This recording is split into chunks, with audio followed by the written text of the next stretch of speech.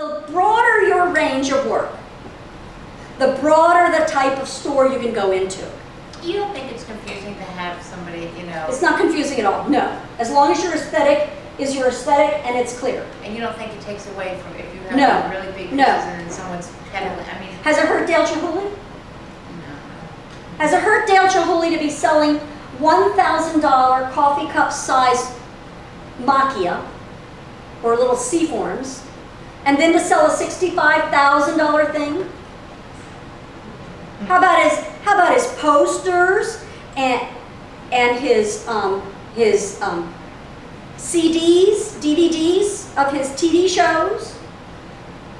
Doesn't hurt at all. It's extension of the brand, always extension of the brand. And you never know when the woman that bought the $2,000 neck piece, she went to a family, to the Thanksgiving dinner, and her niece, who is 24, fell in love with that piece. Birthday's coming up. What do you want to buy the niece? Are you going to buy the niece the $2,000 necklace that she complimented you on? No. But maybe the $80 pair of earrings. You might do that. Okay? Everyone has a broad range of needs that they want to buy. Just like the gallery has a broad range of needs to sell, the average customer, even the one that likes the $2,000 necklace, also needs gifts. So you not only want to be more than one thing to the gallery, you want to be more than one thing to the gallery's customers. Keep your ego out of it. Keep hierarchy out of it. There is no hierarchy in craft. It all has integrity. The same integrity of making by hand. Yes? What do you mean hierarchy? Well, in some cases, there is a hierarchy, and it's more true in academia than anywhere. All the academics in the world, in jewelry, in clay, in glass, in every medium, are in some kind of competition. And I will express to you, like I express I do it with other artists, you know, it's in other classes, but it's the Metcalf School of Business or it's the Ebbendorf School of Business. That's not a school of business. They made their living teaching, which is what they wanted to do. They did not want to make their business making, okay? They want to design and they want to make, but they want to make in a limited fashion. They don't have to make enough to pay the bills. The position that I speak to you from is not only one where you can make one-of-a-kind work, but it's one where you can pay your bills. I'm not going to sit here and tell you to make only one-of-a-kind work.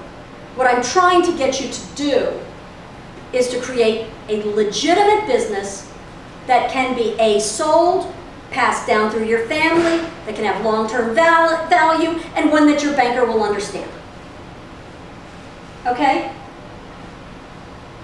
Without that, you are not truly a jeweler in business. You can be a montage of lots of things. You can be an author of a book and a teacher and a jeweler, but you're not a business jeweler. I'm trying to teach, and that's all I can teach you, is the business of being a jewelry business, okay?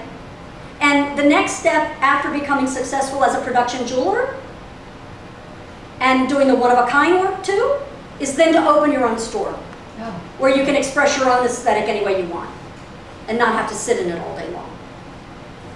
Okay? So there are ways to grow your business. You can sell tools and supplies. There's a lot you can do. But you have to create a business model that works. Okay? And sometimes 80% of your day doesn't feed your ego. Sorry. Do you think all I do all day is look at pretty pictures of things? No. I do research on SEO keywords. I do all kinds of crazy stuff. I have to look at insurance policies. I have to review contracts. have to do all kinds of stuff I don't like doing. 5% of my day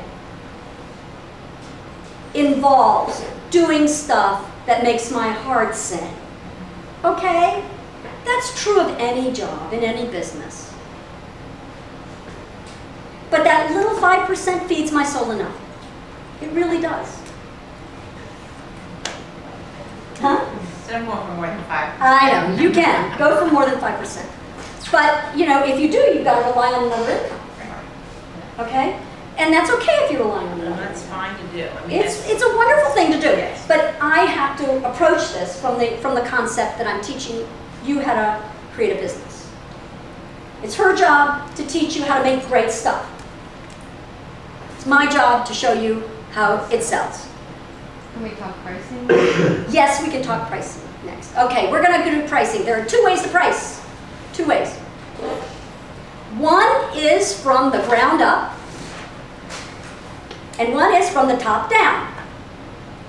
We'll start from the democratic principle, which is ground up. Okay? No trickle down yet. All right, so we're going to start with labor and materials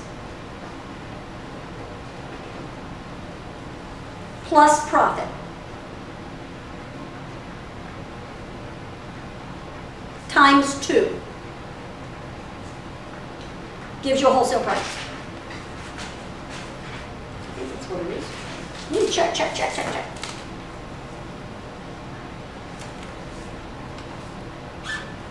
That's about. That's it? That's it. I mean, there's That's the Tom Man theory. that's the Tom Man theory, Right. but they're all within that. They're all- Yeah. I mean, there can be some minor variation. Okay, so that is where you start, and you come up with a price that way. Then you go into galleries and shops, and you look at work that you think has the same perceived value, which is nothing you can measure. It's a perceived value. How much bang for the buck is this? You ask galleries, what do you think you could sell this for? And then you back that out, 2.5 back, and you find a number there for a wholesale price. Okay? And you compare those two. And you look at it critically. And you say, gosh, if I added a pearl here, or if this was an aquamarine instead of a topaz, then this could be more value. Do you see what I'm saying? So the big variable in the bottom-up method is the profit. Materials and labor are fairly easy Yes. to calculate. But what Well, about yes, and the labor is not somebody else's labor, it's yours. You have to put your own labor in there. And how are you calculating that? You are calculating your labor by how much time it takes to make, I didn't put overhead. I didn't put overhead in. You gotta do overhead too. So it's materials and labor plus overhead plus profit. So your overhead is how much time you spend bookkeeping. You put an hourly wage on that, and you put an hourly wage on how much it takes to make 50 widgets in a week. You've got to find out how much time it takes to make things. And not from a one-off perspective. You've got the production line you have to do from a multiples perspective, okay? The one-of-a-kind you can price at a one-of-a-kind perspective and include whatever design time and problem solving that you have in that. Okay? So that gives you a wholesale value.